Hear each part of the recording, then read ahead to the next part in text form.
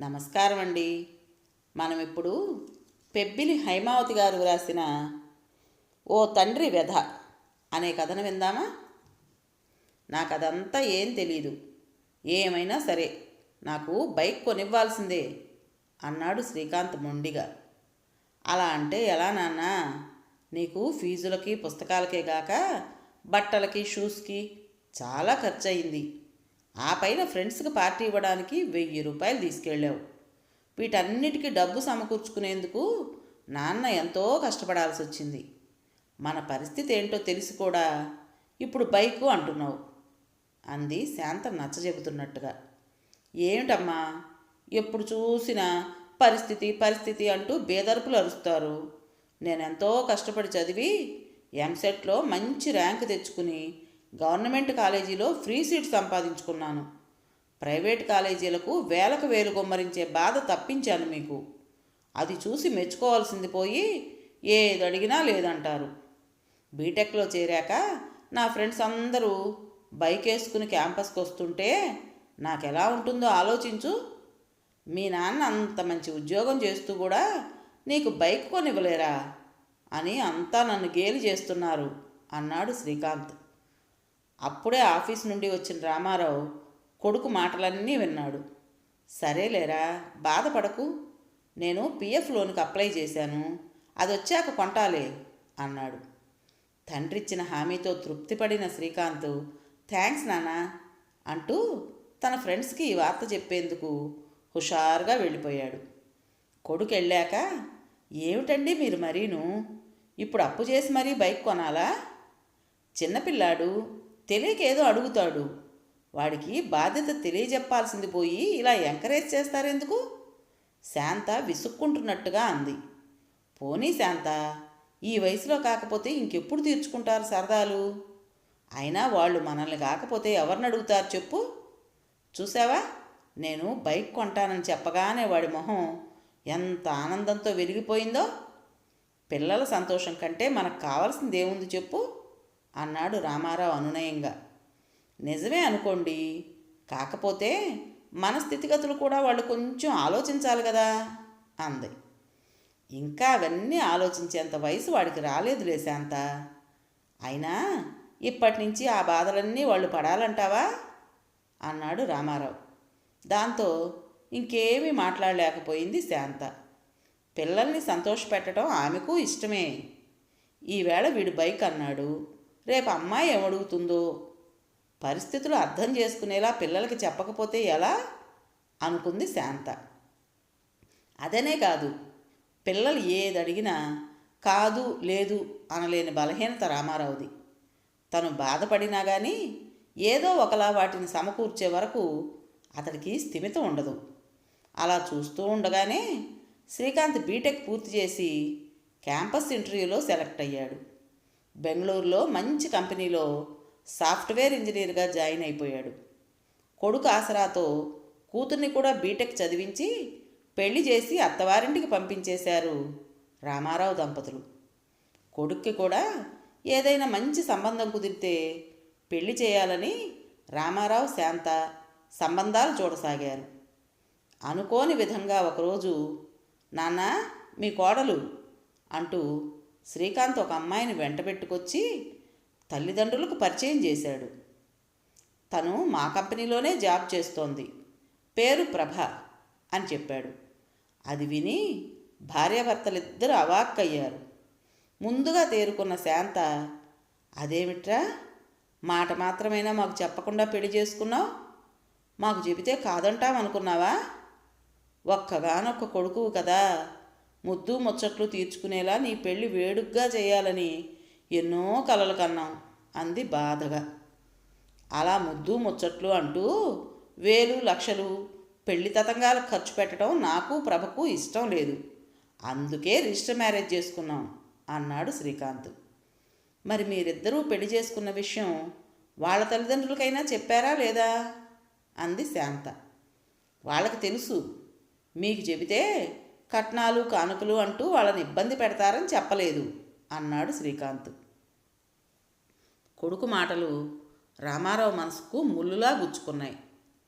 అమ్మాయి తరపు వాళ్ళ ఆమోదంతోనే ఈ పెళ్లి జరిగింది.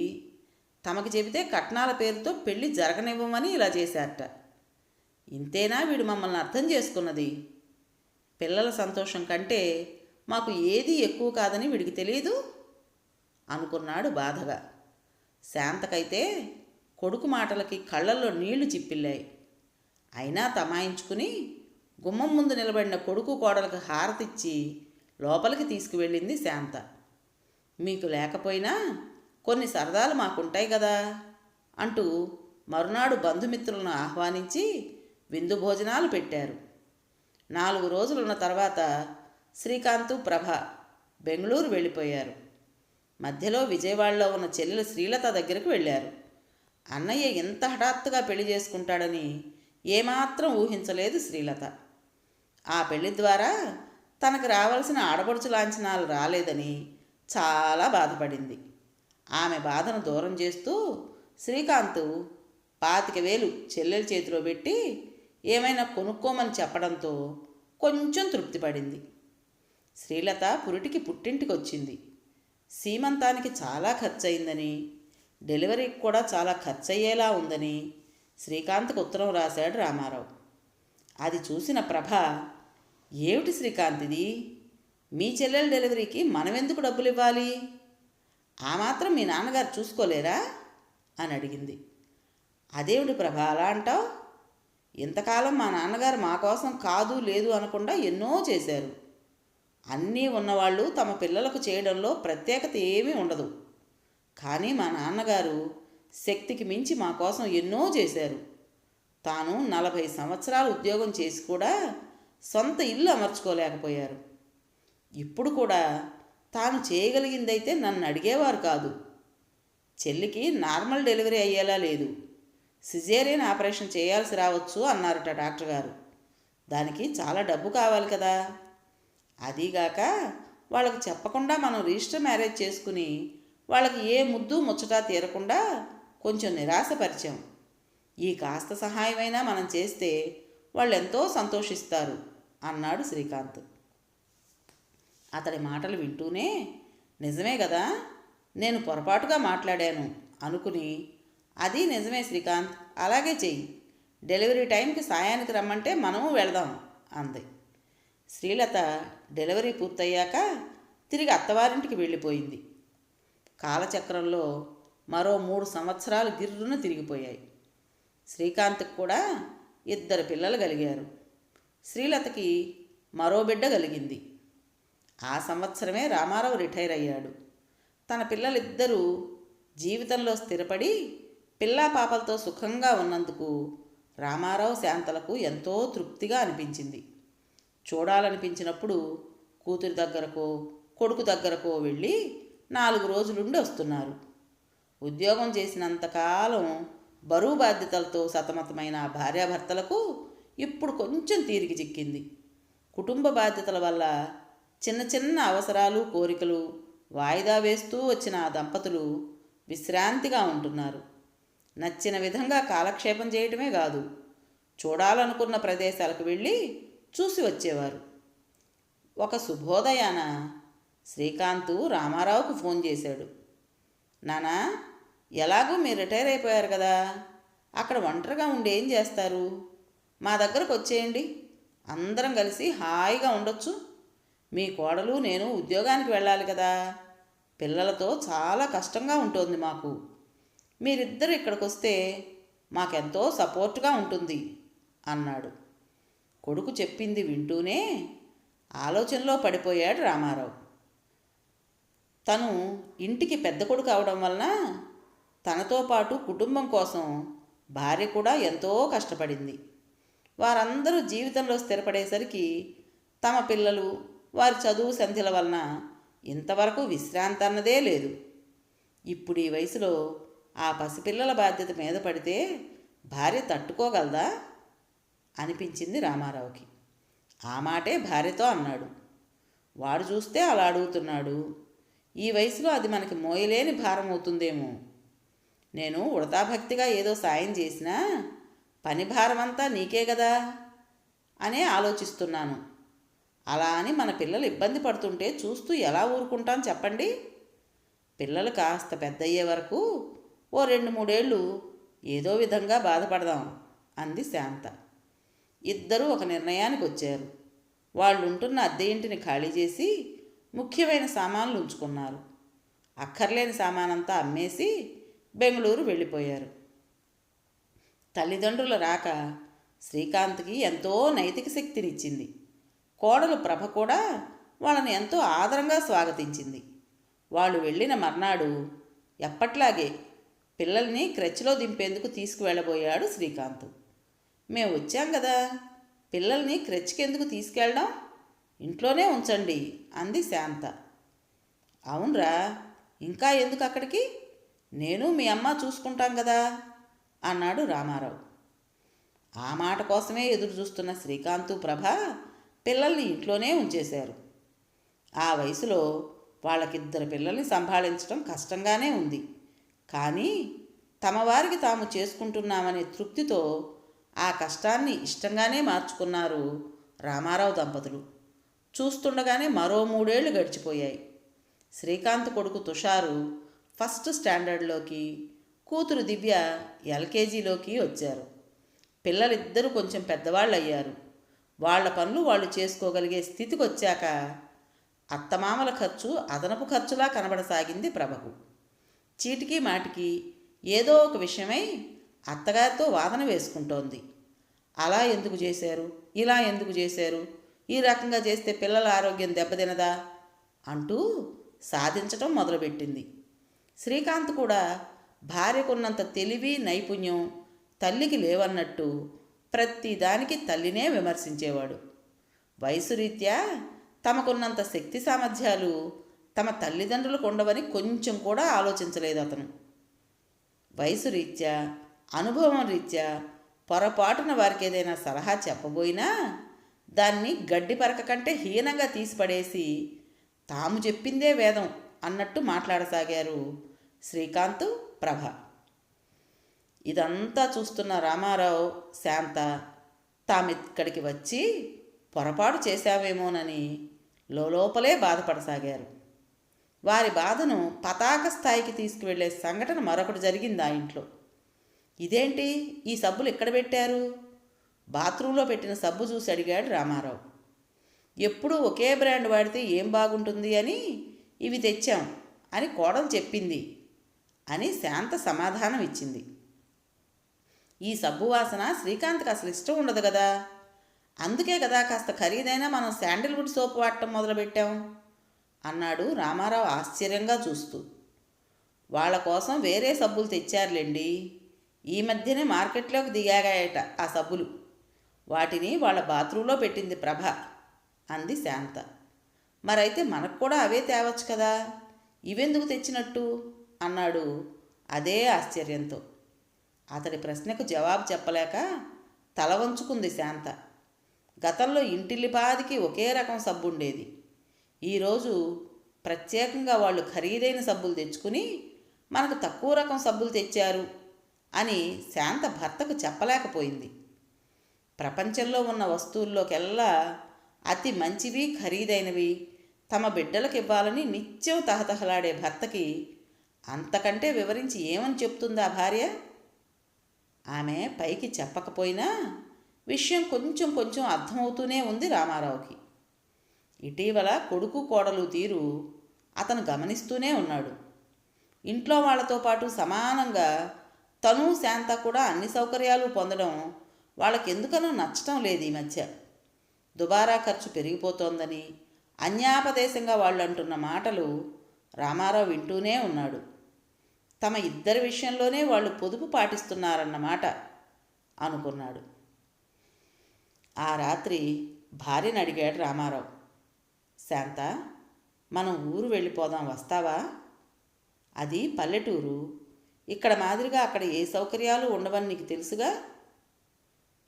ఇదివరకట్లా సర్దుకుని బతకగలవా మరి? సంశయిస్తూనే అడిగాడు రామారావు. భర్త మనసులో ఎంత మదన పడుతున్నాడో ఆ ఒక్క మాటతోనే అర్థం చేసుకుంది శాంత. సౌకర్యాలు లేకపోతేనేమిటండి, అక్కడ మన వాళ్ళంతా ఉన్నారు కదా. అయినా అదేమైనా నాకు కొత్త, ఇలా అడుగుతున్నారు. చక్కగా వెళ్ళిపోదాం పదండి అంది శాంత ఉత్సాహంగా. అయితే మా తమ్ముడికి చెప్తాను, మన కోసం ఇంట్లో ఓ 2 గదులు శుభ్రం చేయించుంచమని అన్నాడు రామారావు. మనవల్ని కొడుకుని వదిలి వచ్చేందుకు భార్య అంత తేలిగ్గా అంగీకరిస్తుందని అనుకోలేదు రామారావు. ఆమె అంగీకారం అతడికి ఎంతో సంతోషాన్ని కలిగించింది. మీ అమ్మ నేను వచ్చే శనివారం తాతగారి ఊరు వెళ్దాం అనుకుంటున్నావురా శ్రీకాంత్ అన్నాడు రామారావు. తండ్రి మాట వింటూనే ఆశ్చర్యపోయాడు శ్రీకాంత్. అదేమిటి నాన్న, ఆ పల్లెటూరుకు వెళ్ళి ఎలా ఉంటారు? ఇన్నాళ్ళు సిటీలో ఉన్న మీరు అక్కడ అడ్జస్ట్ అవ్వగలరా అని అడిగాడు. మరేం పర్వాలేదులేరా, అది నేను పుట్టి పెరిగిన ఊరే. మీ పెద్దత్త బాబాయి అక్కడే ఉన్నారు కదా, వాళ్ళు ఉండగా లేంది మేము అక్కడ ఉండలేమా? అదీగాక ఊరి నిండా మన బంధువులు స్నేహితులు ఉన్నారు. అంతమంది ఆత్మీయుల మధ్య తోచకపోవటం అంటూ ఏమీ ఉండదు అన్నాడు రామారావు. తల్లిదండ్రులు హఠాత్తుగా తీసుకున్న నిర్ణయం వెనుక కారణం ఏమిటా అని చాలాసేపు ఆలోచించాడు శ్రీకాంత్. ప్రభ మాత్రం అతడి ఆలోచనలను చాలా తేలిగ్గా కొట్టిపారేసింది.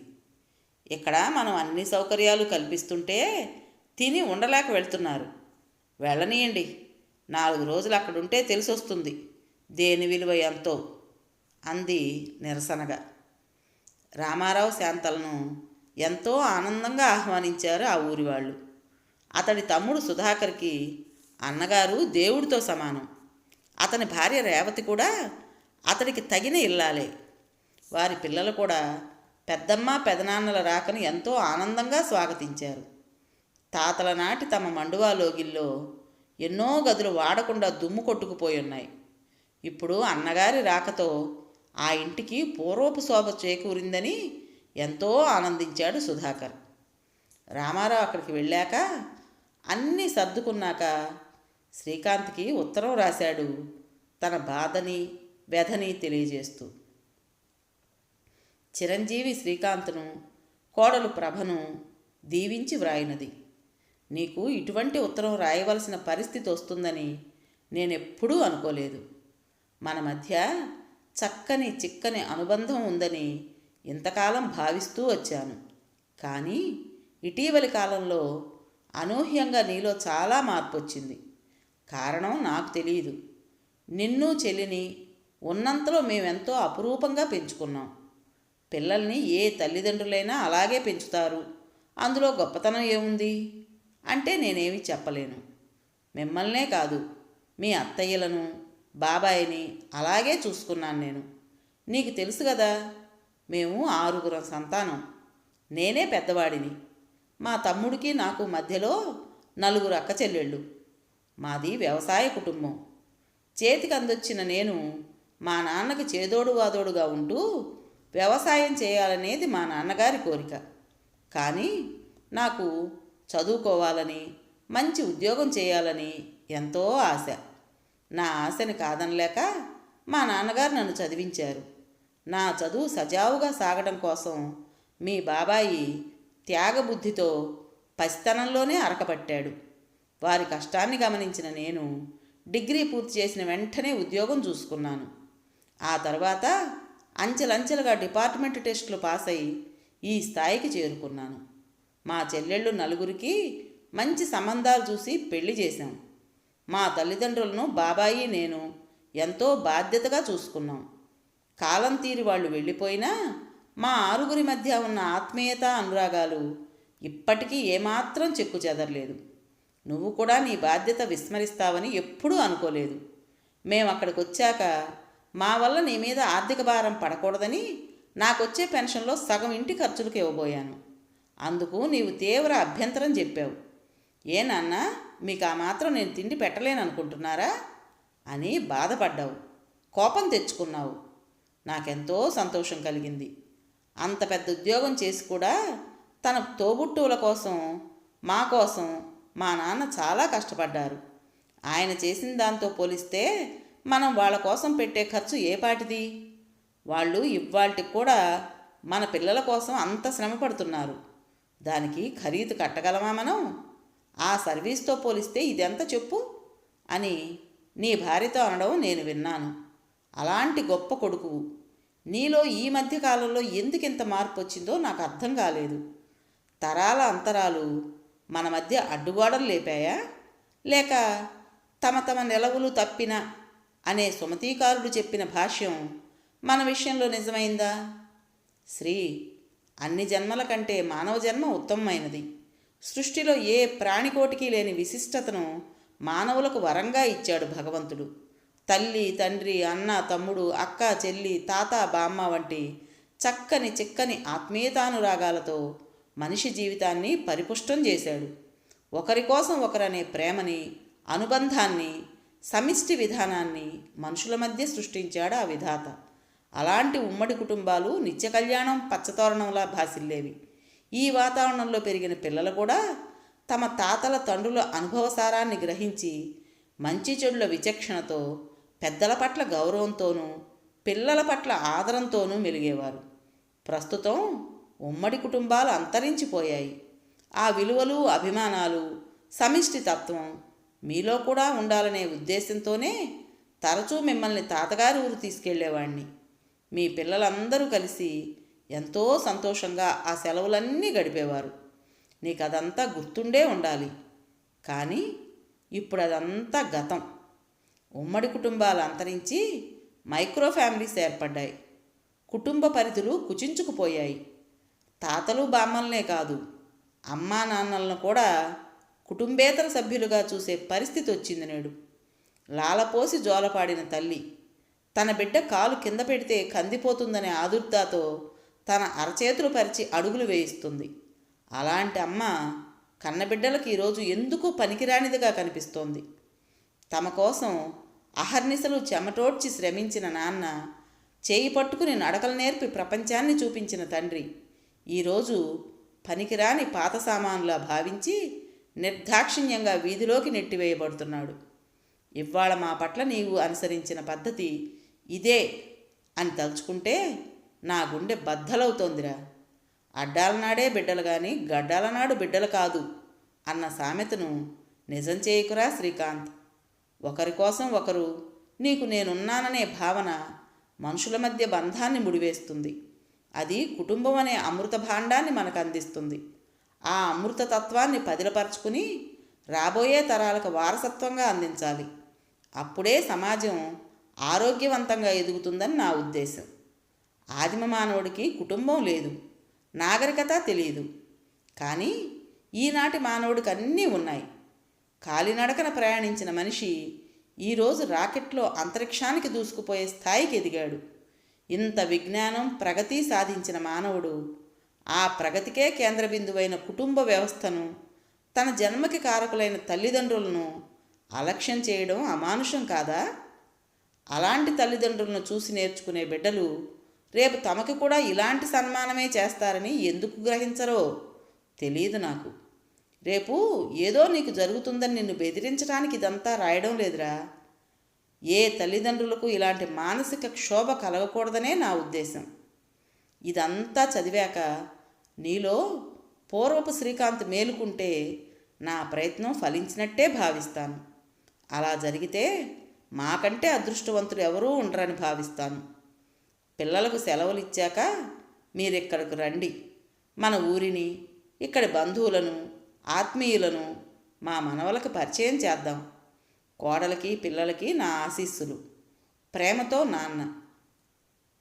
ఉత్తరం చదివిన శ్రీకాంత్ కళ్ళ నుండి ధారాపాతంగా కన్నీళ్లు వర్షించాయి. తల్లిదండ్రుల పట్ల తను ఎంత అనుచితంగా ప్రవర్తించాడో గుర్తుకొచ్చి సిగ్గుతో కుచించుకుపోయాడు. ఇంత గొప్ప తల్లిదండ్రులను కలిగుండి ఎంత అవివేకంగా ప్రవర్తించాను నేను. వారి శిక్షణలో ఉన్నత వ్యక్తిత్వాన్ని సంతరించుకోవాల్సిన నా బిడ్డలకు ఆ అవకాశాన్ని చేజేతులా నేనే దూరం చేశాను అనుకున్నాడు బాధగా. ఇప్పుడు తిరిగి వాళ్ళని ఇక్కడికి రమ్మని అడిగినా రారు. కనుక అవకాశం ఉన్నంత మేర నేనే పిల్లల్ని అక్కడికి తీసుకువెళ్తాను అనుకున్నాడు స్థిరంగా. నాన్న చెప్పినట్టుగా ఆ సామెతను నేను నిజం చేయను అనుకున్నాడు శ్రీకాంత్. విన్నారు కదండి. ఈ కథ మీకు నచ్చిందా? నచ్చినట్టయితే ఒక లైక్ చేసి మరో నలుగురికి షేర్ చేయండి. అలాగే ఈ కథపైన మీ విలువైన అభిప్రాయాలను కామెంట్ బాక్స్లో తెలియజేస్తారు కదూ. మరి ఇటువంటి మంచి మంచి కథల కోసం కొత్త వాళ్ళు మన ఛానల్ని తప్పకుండా సబ్స్క్రైబ్ చేసుకోండి. రేపు మరో మంచి కథతో మీ ముందుకుంటాను. అప్పటి వరకు ఉంటానండి.